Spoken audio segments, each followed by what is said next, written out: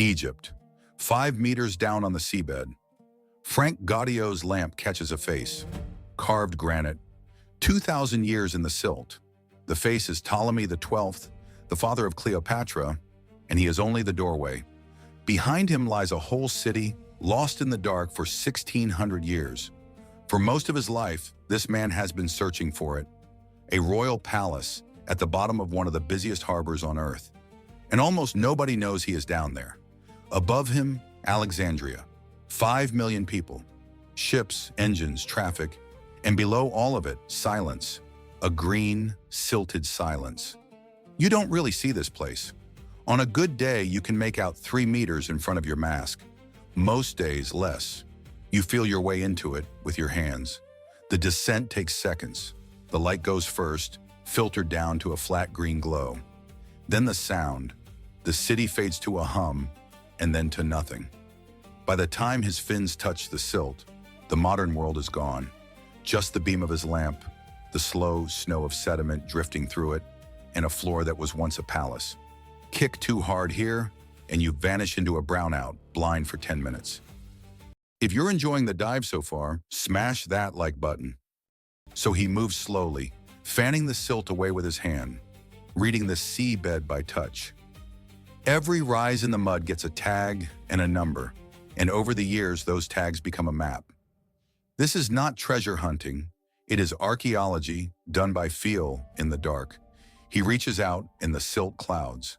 When it settles, there is an edge, a corner, a line of cut stone running off into the murk, paving, a floor. He is swimming over a floor that has not felt a footstep in 1,600 years. This is the harbor Cleopatra ruled from. A column lies on its side, red granite, 7 meters long. Beyond it, another and another.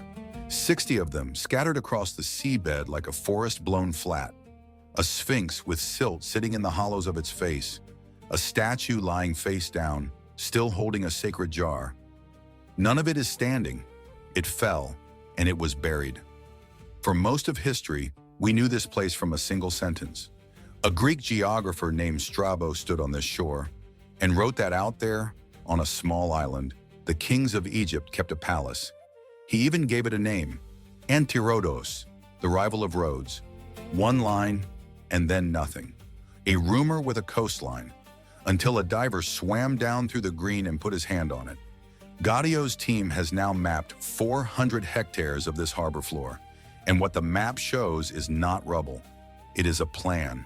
Streets, a key where ships once tied up, the footprint of a royal island exactly where Strabo said it would be.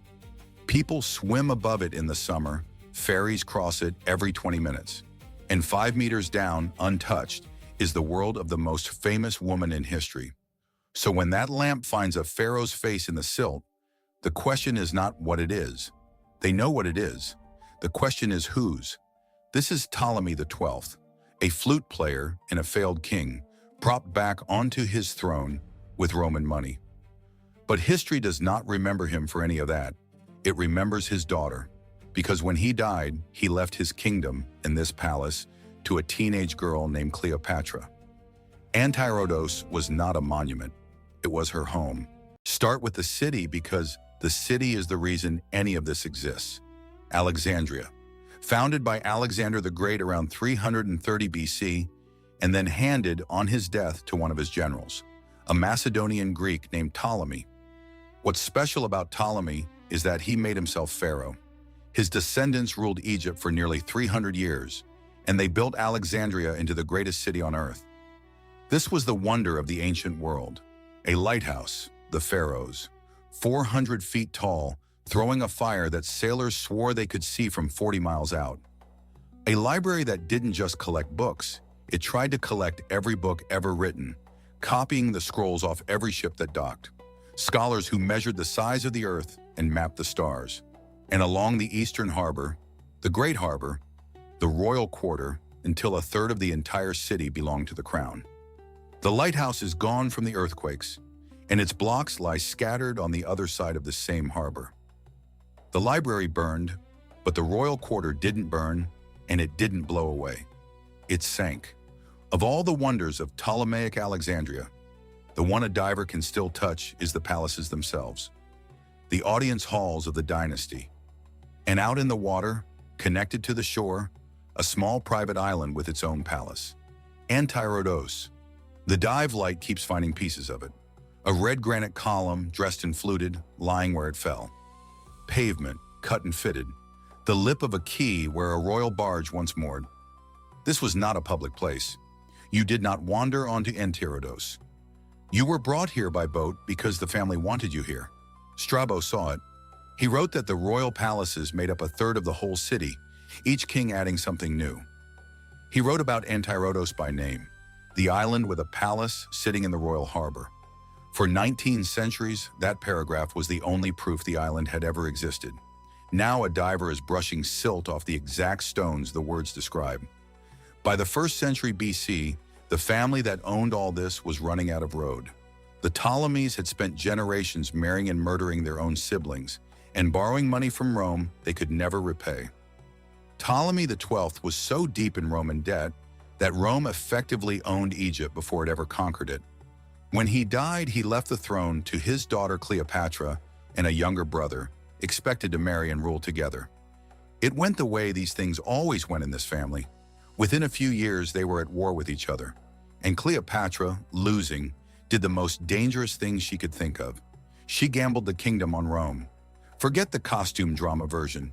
The real Cleopatra was formidable, fluent in a half-dozen languages, holding off the most powerful empire on earth with nerve. When Julius Caesar arrived in this city, she had herself smuggled to him through enemy lines to make her case in person. The room where she made that case was somewhere on this waterfront, possibly on this island, and that's the vertigo of the dive. Goddio's lamp slides across a paving slab, and you realize feet may have crossed it that you have heard of. This wasn't a temple full of anonymous priests. This was a residence, a working seat of power. And then the sea took the floor. Down in the harbor, the divers keep working the royal quarter, and the stone keeps telling the same story the texts do. A statue of a priest, fallen, his veiled hands still cradling a jar. An Osiris jar from the rites this family wrapped themselves in. The Ptolemies didn't just rule Egypt, they performed it. Took the names of the gods and made the religion part of the architecture. That priest in the mud was part of the show. Here is where the legend usually takes over and the facts get thin. So let's be honest about the line. No object down here is signed Cleopatra. There is no throne with her name.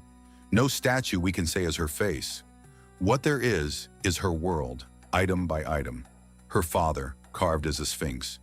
Her gods as priests and idols. And would almost certainly, her son. Because among the granite in this harbor, Goddio's team raised a head. A boy's head, about 80 centimeters tall, broken from a statue that once stood 5 meters high.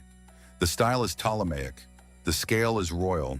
The best guess of the archaeologists is that it is Caesarian, Cleopatra's son by Julius Caesar, presented to Egypt as a living god, heir to 2 empires, and a boy who would be murdered on Roman orders before he was 20. So this is the family album, found face down in the silt of their own front yard. Cleopatra's Rome was Julius Caesar, and then, after Caesar was assassinated, Mark Antony. Antony came east and moved into this royal quarter. Strabo describes a building Antony put up near the water, the Timonium, a retreat he built when everything was falling apart.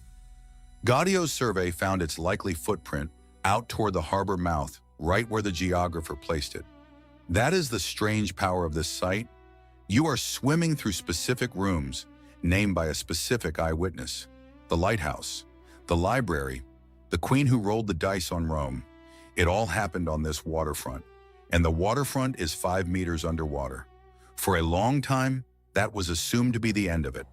The palaces were gone, the dynasty was gone. The harbor kept its secret under a skin of green water and Nile mud, with the city of the living roaring along just overhead. But a royal island does not simply sink. Stone like this does not just decide to lie down in the sea. Something put it there. Something dragged an entire quarter of the greatest city in the world under the waves and held it there, perfectly, for 1,600 years. So before we raise it, we have to answer the question the divers ask every time their lights hit a fallen column. How did this end up down here? Here is the mystery. The royal quarter of Alexandria was not built on a cliff or a floodplain or some fragile sandbar. It was built on the edge of the sea in stone by the best engineers of the ancient world. And yet today it is lying flat on the seabed, 5 meters down, with the columns toppled all in roughly the same direction, as if something pushed them over together. So what pushes a stone city over? Start with the ground itself. Much of the royal waterfront wasn't natural rock. It was made ground, fill, packed against the shoreline to extend the palaces out toward the water. And ground like that has a fatal weakness. When the earth shakes hard enough, water-soaked fill behaves like liquid. The technical word is liquefaction. The plain version, the solid ground turns for a few seconds into something closer to quicksand. And anything standing on it, a column, a colonnade, a palace, simply sinks into it and tips. And this coast shakes. Alexandria sits within reach of one of the most violent seismic zones in the Mediterranean. The divers see the result everywhere they look. Columns lying parallel, like dominoes. Walls drop straight down instead of scattered. Statues snapped at the same weak points. This is not the signature of slow decay. This is the signature of force. The prime suspect has a date, the 21st of July, 365 AD. On that morning, a colossal earthquake tore the seabed off Crete and sent a tsunami racing across the eastern Mediterranean. We know about it because a Roman writer, Ammianus Marcellinus, described what happened when it reached Alexandria. The sea pulled back, bearing the harbor floor. People walked out onto the wet sand to pick up stranded fish. And then the water came back as a wall, threw ships over the rooftops, and killed thousands in a single afternoon. Alexandria marked the anniversary for generations. They called it the Day of Horror. A wave like that doesn't just drown a coastline. It scours it, drags it, and resettles it. Combine that with the shaking, the liquefying fill, the slow sinking of the whole delta, and you don't get one dramatic night when Atlantis goes under. You get something slower and stranger. A waterfront that fails in pieces, a quay that drops a meter, a palace that leans, then tilts, then lies down. The sea creeping up the steps, decade by decade, until the rooms that hosted the last pharaoh were rooms full of fish. And here's the part that matters. Because it went down slowly into soft sealing mud, it didn't shatter and wash away. It settled. The silt closed over the stone like a lid and locked the air and the light out. 1,600 years of nothing. No looters because no one knew. No weather because it was under the waves. Just mud holding a pharaoh's face exactly where it fell. Which is why, when Goddio's diver sweeps his hand across the seabed, the face that comes out of the silt is not a worn-down nub of nothing. It is recognizably, undeniably a face. The disaster that drowned this island is the same disaster that preserved it. The sea didn't destroy Cleopatra's harbor. It swallowed it whole and kept it. The only problem is that it kept it 5 meters underwater, in zero visibility, under a working port, where for 1,500 years no one knew how to get it back. Until a Frenchman with a magnetometer decided to try. You cannot search this harbor with your eyes. The films make it look like you swim down, the water is blue, and there's the statue. None of that is true here. The water is green-brown soup. You can hold your own dive light and not see your own fins. If you went looking by swimming around and staring, you could pass 3 feet from a 5-meter pharaoh and never know. So Franck Goddio didn't look with his eyes. He looked with magnetism. In the mid-1990s, working with the Egyptian authorities in a private foundation, his team brought instruments that read the world through the mud. A magnetometer doesn't care about visibility. It senses how buried stone and metal disturb the Earth's magnetic field. Tow it back and forth, line after line, season after season, and you don't get a photograph. You get a map of what's hidden, a grid of anomalies of somethings waiting under the silt. It is painstaking, unglamorous work. Boats crawling in straight lines across a polluted harbor, day after day. 400 hectares of seabed, And slowly, out of the noise, a shape resolves. Not random wreckage, geometry, straight lines that only people make, streets, a harbor basin, the outline of an island. Strabo's one sentence, redrawn as a map. Only then do the divers go down, and now they know exactly where to put their hands. And this is where the harbor starts giving its family back. They find the Sphinx, black granite, weathered smooth, the features of a Ptolemaic king. They clear the silt, sling it, and walk it up through the green water on lift bags, until it breaks the surface into Egyptian sunlight for the first time in 16 centuries. Water sheeting off a pharaoh's face. The features match Ptolemy XII, Cleopatra's father, raised from his daughter's harbor, on camera, into the light. They find the priest, a life-size figure in black stone, fallen, his veiled hands still holding the jar of Osiris. They find columns, dozens of them, the 7-meter red granite shafts, and one papyrus-headed column of pink granite, older than the Ptolemies entirely, carved with the names of pharaohs. Hauled to this harbor from the ancient capital at Memphis to make a Greek dynasty's island look eternal. And then they find the boy, a granite head barely 80 centimeters tall, and the archaeologists are almost sure whose face it is. Caesarion, Cleopatra's son by Julius Caesar, heir to 2 empires before he could grow a beard, and strangled on Roman orders before he turned 20. 2,000 years later, the people who came hunting his mother lift his face out of the dark. That's the real treasure of this harbor.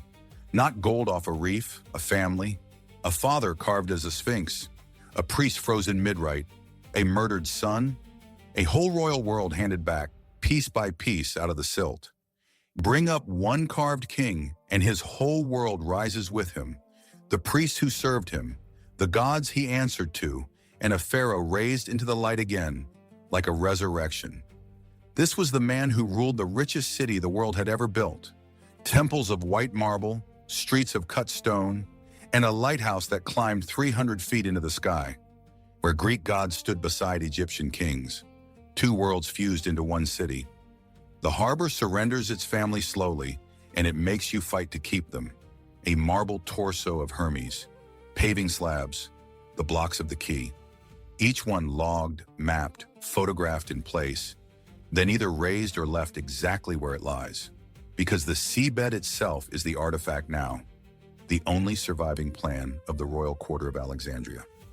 The whole excavation has been filmed again and again since the 1990s, which is the only reason you get to watch a pharaoh's face come up through green water instead of just reading that it happened. And it bridges.